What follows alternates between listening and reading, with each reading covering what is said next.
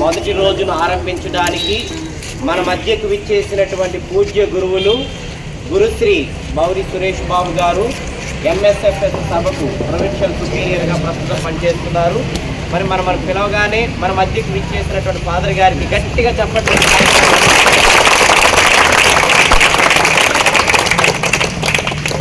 Father గారిని మరి మన మనవులను కృతజ్ఞతలను పునీత్ జోజప్ప గారి మనవుల ద్వారా పొందినటువంటి అన్నింటినీ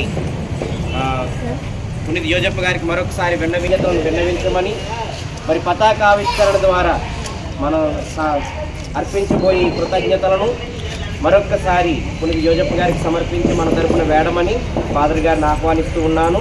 మరి పతాకావిష్కరణ గావించే ముందు ప్రార్థన చేసి లోపం వేసి ఈ పతాకాన్ని ఆవిష్కరిస్తారు. కాబట్టి మా అందరి తరఫున ప్రార్థించమని ఫాదర్ గారిని విన్నవిస్తూ ఉన్నాను.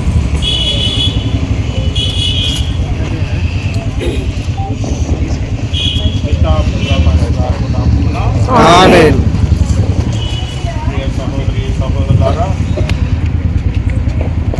ఈ సముద్ర విచారణలో పునీత్ జోజప్ప గారి దేవాలయ ప్రాంగణంలో మనమందరం కూడా కూడి ఉన్నాము.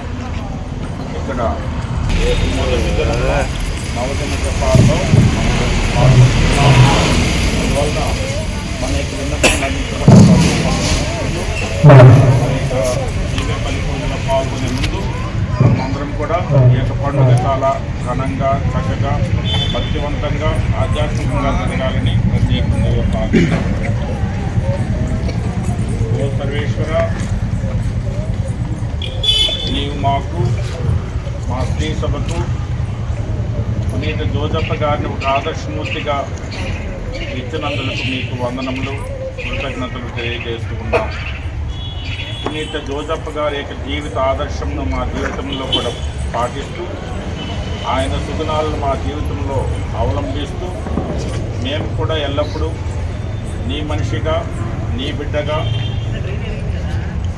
మంచి సుగుణాలతో ఒక క్రైస్తవ జీవితాన్ని జీవించడానికి మాకు